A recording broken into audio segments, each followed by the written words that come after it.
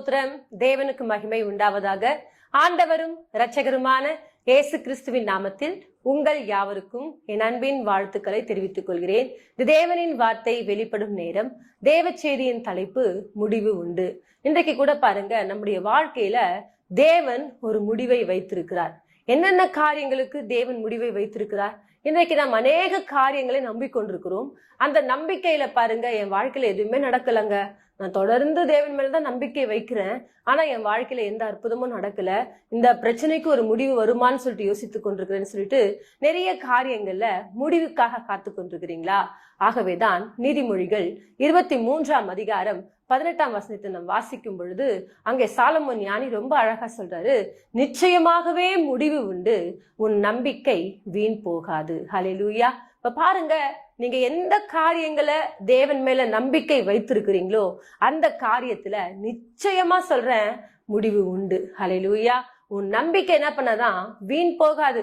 யாரொருத்தர் தேவன் மேல நம்பிக்கை வைத்து, ஆகவேதான் சொல்றாரு எரேமியாவின் புஸ்தகம் 17ஆம் அதிகாரத்தை நீங்கள் வாசிக்கும் பொழுது, மனுஷன் மேல் நம்பிக்கை வைத்து மாம்சமானதை புயபலமாக்கி கொள்றவன் சபிக்கப்பட்டவன். இதே கர்த்தரை யாரொருத்தர் நம்புறானோ, கர்த்தரை தன் நம்பிக்கையாய் கொண்டிருக்கிறானோ, அவன் யாரா? பாக்கியவானாய் கர்த்தர் அவனை மாற்றி வைத்திருக்கிறார். ஹல்லேலூயா. என் அன்பு தேவ பிள்ளைகளே, இன்றைக்கு கூட உங்களுடைய வாழ்க்கையில நீங்கள் கர்த்தர் மேல நம்பிக்கை வைப்பீர்கள் என்று சொன்னால், கர்த்தரை உங்களை தெய்வமாய் கொண்டிருப்பீங்கன்னு சொன்னா, உங்களுடைய நம்பிக்கை ஒருபோதும் வீண் போகவே போகாது. உங்கள் நம்பிக்கைக்கு ஏற்ற ஒரு பலனை தேவன் கொடுக்க வல்லவராய் இருக்கிறார். ஆகவேதான் பாருங்க, இயேசு கிறிஸ்து என்ன பண்றார்? நாயின் என்னும் ஒரு ஊருக்கு போறாரு. அங்க நாயனூர் அந்த விதவை ஒருத்தவங்க இருக்காங்க. அந்த விதவையினுடைய மகன் மரிச்சு போயிட்டான். இப்ப எல்லாரும் என்ன பண்றாங்க? சுற்றி நின்று அந்த மகளுக்கு ஆறுதல் சொல்லி கொண்டிருக்கிறாங்க. யாருடைய ஆறுதல் என்ன பண்ண முடியல, ஏற்றுக்கொள்ள. நானே யாரு? ஒரு விதவை, என் கணவரும் மரிச்சு போயிட்டாரு.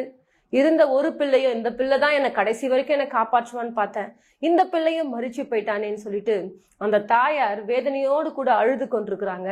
இப்ப பாருங்க, எல்லாமே இழந்துட்டாங்க. அவ்வளவுதான், என் வாழ்க்கை முடிஞ்சு போயிடுச்சு, இருக்கிற ஒரு பிள்ளை தான், அந்த பிள்ளையும் போயிட்டான், இனி என்ன பண்ண போறேன்னு சொல்லிட்டு வேதனைப்பட்டு கொண்டிருக்கிற நேரத்துல ஆண்டவர் பாருங்க வராரு. வந்தவர் பாக்குறாரு. எல்லாரும் சொல்ற ஆறுதலை காட்டிலும் இயேசு கிறிஸ்து ஒரு காரியத்தை செய்யறாரு.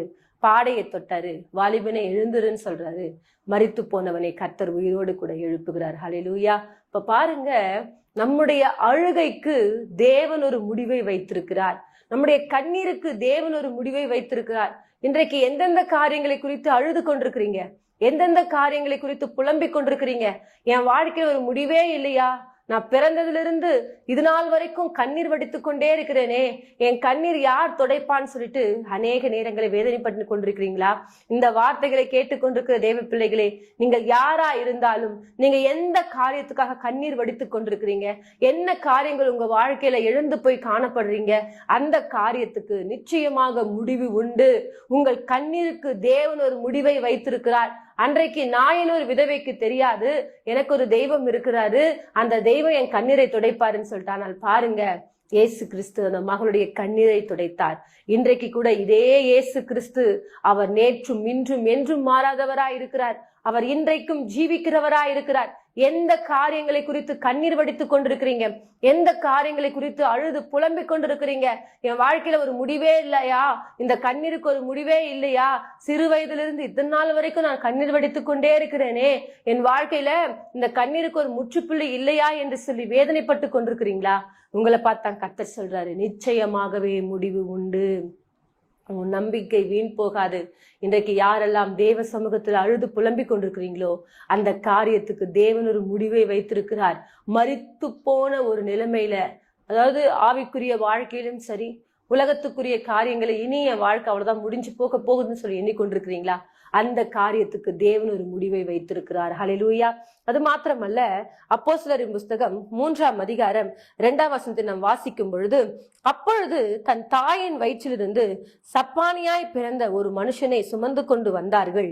தேவாலயத்திலே பிரவேசிக்கிறவரிடத்தில் பிச்சை கேட்கும்படி நாடோறும் அவனை அலங்கார வாசல் எண்ணப்பட்ட தேவாலய வாசலிலே வைப்பார்கள். இங்க ஒரு சப்பானியை குறிச்சு பார்க்கிறோம். இந்த சப்பானியை என்ன பண்ணுவாங்களா, யாருன்னா என்ன பண்ணுவாங்க, தூக்கின்னு வந்து அலங்கார வாசல் என்னப்பட்ட அந்த வாசல், அதாவது தேவாலயத்தின் வாசல் என்ன பண்ணுவாங்க, உட்கார வச்சுட்டு இருப்பாங்க. இப்போ உட்கார வச்சுட்டு இருக்கும்போது என்ன பண்ணுவாரு, வரவங்க போறவங்க கிட்ட எல்லாம் பாப்பாரு.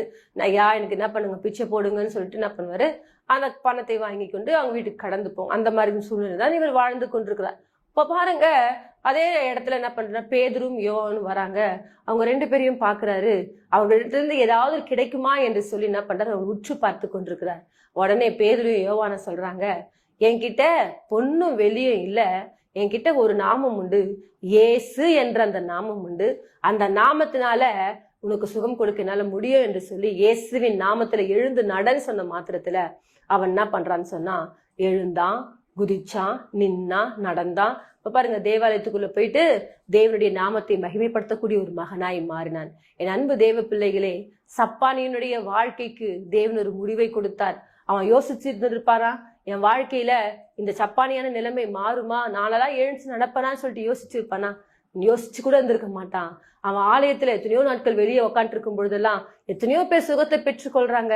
என் வாழ்க்கையில ஒரு சுகம் கிடைக்காதான்னு சொல்லிட்டு எப்பயாச்சும் ஒரு நாள் என்ன பண்ணிருப்பான், அவன் நினைச்சிருந்திருப்பான். அந்த நினைவுக்கு தான் தேவன் பாருங்க அவனுக்கு ஒரு சுகத்தை கொடுத்தார். ஹல்லேலூயா. ஒரு நாள் எழுந்து நடக்கவே முடியாத ஒரு மகன், அவன் எழுந்தானா, நின்றானா, நடந்தானாம், குதித்தானாம், ஆலயத்துக்குள்ள போயிட்டு என்ன பண்ணானாம், தேவனை மகிமைப்படுத்தினான். அவனுடைய வாழ்க்கையில எவ்வளவு பெரிய மகிழ்ச்சியை தேவன் தந்தார் பாத்தீங்களா? சப்பானியான ஒரு வாழ்க்கைக்கு தேவன் என்ன பண்ண, ஒரு முற்றுப்புள்ளியை, ஒரு முடிவை தேவன் தந்தார். ஹல்லேலூயா. இன்றைக்கு கூட ஒருவேளை உங்களால எந்த ஒரு காரியங்களையும் எழும்ப முடியாதபடிக்கு, நீங்களே ஒரு சுயமான முடிவு எடுத்துக்கொள்ள முடியாதபடிக்கு, அதாவது கூனி குறுகிற நிலைமையில உங்களுடைய வாழ்க்கை வாழ்ந்து கொண்டிருக்கிறீங்களா? இந்த சப்பானியை போலதாங்க என் வாழ்க்கை கூட, யாரையா ஒருத்தர் சார்ந்து கொண்டுதாங்க என் வாழ்க்கை இன்னைக்கு நான் வாழ்ந்து கொண்டிருக்கிறேன்னு சொல்லிட்டு ஒருவேளை நீங்கள் வேதனைப்பட்டு கொண்டிருக்கிறீங்களா? இன்னைக்கு பாருங்க, அப்பேற்பட்ட வாழ்க்கைக்கு தேவன் ஒரு முடிவை வைத்திருக்கிறார். ஒரு சிலர் பாருங்க, என்னால் நடக்கவே முடியாதா, நான் படுத்த படுக்கையே தான் இருப்பேனா, நான் எழுந்து எந்த ஒரு காரியங்களையும் செய்ய முடியாதா? ஒரு சிலர் சொல்லுவாங்க, என்னை யாருன்னா என்ன பண்ணும், குளிப்பாட்டணுமா, யாருன்னா என்ன பண்ணும், என் கை என்ன பண்ணல, செயல்படல, என் கால் என்ன பண்ணல, செயல்படல, என் பிள்ளைகளோ யாரோ வந்து என்ன பண்ண, தூக்கின்னு போயிட்டு என்ன பாத்ரூம் கூட்டு போனோம், அதெல்லாம் கஷ்டப்பட்டு கொண்டிருப்பாங்க. அப்பேற்பட்ட சூழ்நிலைக்கு தேவன் சொல்றாரு, உன் சப்பானியான வாழ்க்கைக்கு, உங்களுடைய அதாவது எழும்ப முடியாத ஒரு வாழ்க்கைக்கு தேவன் ஒரு முடிவை தரப்போகிறார். ஹல்லேலூயா. நீ விசுவாசித்தால் தேவனுடைய மகிமையை காண்பாய். தேவனாலே கூடாத காரியம் ஒன்றுமே இல்லை. தேவன் நினைச்சார்னா எல்லாவற்றையும் ஒரு இமைப்பொழுதுல செய்து முடிக்க அவர் வல்லவராய் இருக்கிறார். ஒன்னும் இல்லைங்க, விசுவாசம் உள்ளவர்களாய் ஜெபத்துல எவைகளை கேட்பீர்களோ அவைகளை எல்லாம் என்ன பண்ணுவீங்களாம், பெறுவீங்க. இன்றைக்கு கூட என் வாழ்க்கைக்கு தேவன் ஒரு முடிவை தருவார், என் சப்பானியான வாழ்க்கைக்கு தேவன் ஒரு முடிவை தருவார் என்று சொல்லி நீங்கள் நம்பிக்கையோடு கூட விசுவாசத்தோடு கூட தேவனை நீங்கள் நம்புவீர்கள் என்று சொன்னால் அவர் நிச்சயமாக உங்கள் வாழ்க்கையில அற்புதங்களை செய்ய வல்லவராய் இருக்கிறார். என் ஜனங்கள் ஒருபோதும் வெட்கப்பட்டு போனதில்லை என்று சொல்லியிருக்கிறார். ஆகவே நீங்கள் வெட்கப்பட்டு போகாதபடிக்கு தேவன் நிச்சயமாக உங்கள் வாழ்க்கையில என்ன பண்ணுவாரு, அற்புதத்தை செய்ய வல்லவராய் இருக்கிறார். ஆகவே தேவ பிள்ளைகளே, நிச்சயமாகவே முடிவு உண்டு. உங்கள் நம்பிக்கை வீண் போகாது. எதுவா இருந்தாலும், நீங்க எந்த காரியத்தை குறித்து நம்பிக்கொண்டிருந்தாலும் அந்த நம்பிக்கை ஒருபோதும் வீண் போகவே போகாது. அந்த நம்பிக்கைக்கு ஏற்ற ஒரு பலனை தேவன் உங்களுக்கு கொடுக்க வல்லவரா இருக்கிறார். ஹல்லேலூயா. அது மாத்திரமல்ல, 1 சாமுவேலின் புஸ்தகம் 1ஆம் அதிகாரம் 19ஆம் வசனம் 20ஆம் வசனத்தை நாம் வாசிக்கும் பொழுது, 1 சாமுவேல் 1ஆம் அதிகாரம் 19-20, அவர்கள் அதிகாலையிலே எழுந்து கர்த்தரை பணிந்து கொண்டு ராமாவிற்கு போனார்கள். எல்கானா தன் மனைவியாகிய அன்னாளை அறிந்தான், கர்த்தர் அவளை நினைத்தருளினார். ஹல்லேலூயா. இங்க பாருங்க, இங்க அன்னாளை குறிச்சு நாம் பார்க்கிறோம். இந்த மகளுக்கு ஒரு பிள்ளை இல்ல, மலடியான ஒரு வாழ்க்கை. எல்லாரும் என்ன பண்றாங்க, என்னை அவமானப்படுத்தி கொண்டிருக்கிறாங்க, எந்த ஒரு ஃபங்க்ஷனுக்கும் போக முடியல, எந்த ஒரு காரியங்களை செய்ய முடியலன்னு சொல்லிட்டு என்னுடைய இளைய அந்த சக்காலத்துக்கோ 10 பிள்ளைங்கள், எனக்கு ஒரு பிள்ளை கூட இல்லையே என்று சொல்லி வேதனைப்பட்டு கொண்டிருக்கிறாங்க. இன்றைக்கு கூட பாருங்க, அண்ணாளுடைய வாழ்க்கையில அவமானம் நிறைந்த ஒரு வாழ்க்கை.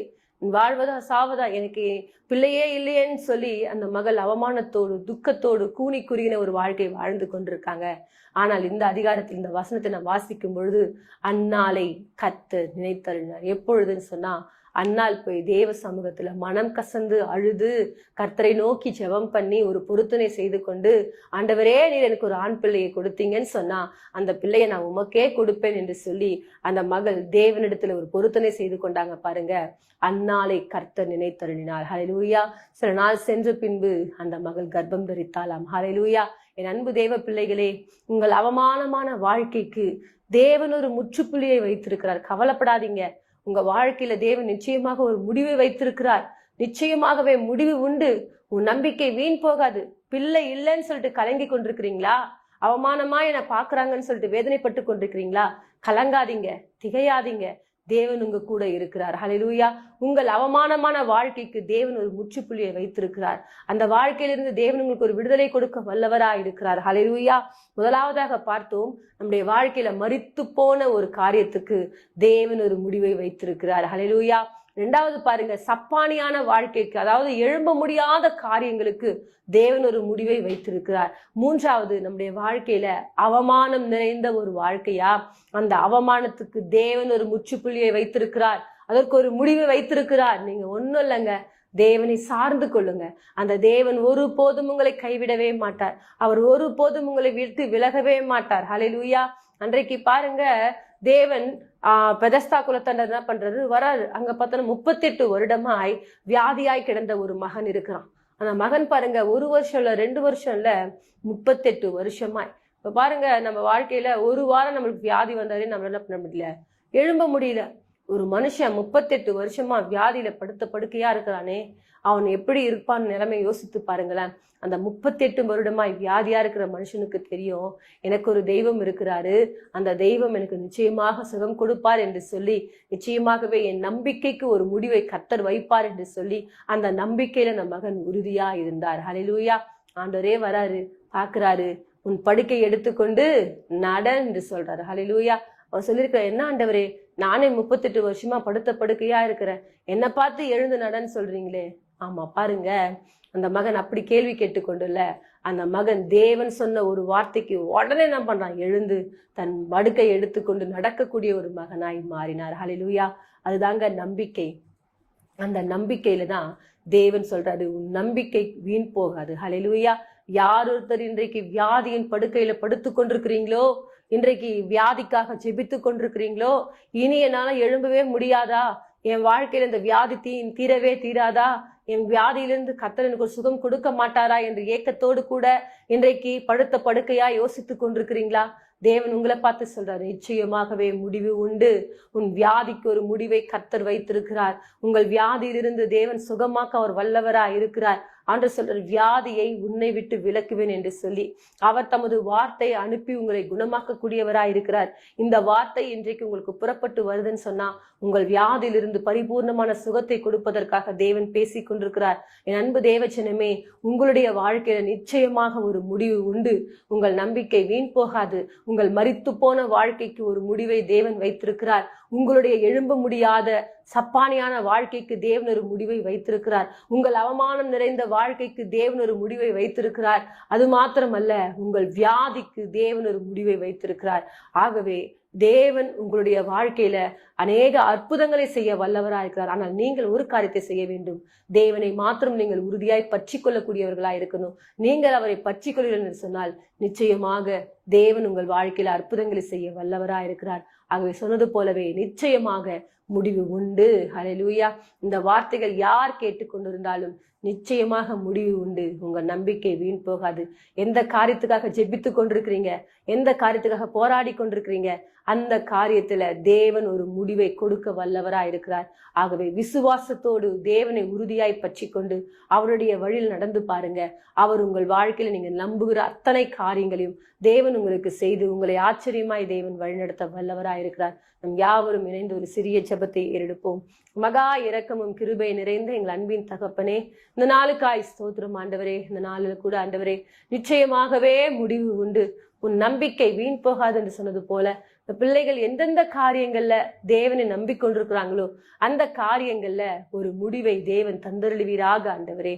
அப்பா, என் தகப்பனே, இந்த நாளில கூட ராஜா ஆண்டவரே, வியாதிக்கு ஒரு முடிவை தாரும் ஆண்டவரே. மரித்து போன நிலைமைகளுக்கு ஒரு முடிவை தாரும். அவமானத்துக்கு ஒரு முடிவை தாரும் ஆண்டவரே. அப்பா, நம்முடைய பிள்ளைகளுடைய வாழ்க்கையில தகப்பனே, என்னென்ன காரியங்கள்ல ஆண்டவரே எழும்ப முடியாதபடிக்கு இருக்கிறாங்களோ அந்த காரியங்கள்ல எழும்பி பிரகாசிக்க சுடர்களாய் தேவன் ஒவ்வொரு பிள்ளைகளையும் மாற்ற போவதற்காய் ஸ்தோத்திரம் ஆண்டவரே. இந்த வார்த்தைகளானது ஒவ்வொரு பிள்ளைகளின் தேற்றட்டும், மாற்றட்டும். தேவ கரம் பிள்ளைகளோடு இந்த வழிநடத்த போவதற்காய் ஸ்தோத்திரம். ஆவினர் தாமே பெரிய காரியங்களை செய்வீராக. இயேசுவின் மூலமாய் ஜெபிக்கிறோம் நல்ல பிதாவே, ஆமென். கர்த்தர் தாமே உங்களை ஆசீர்வதிப்பாராக. God bless you.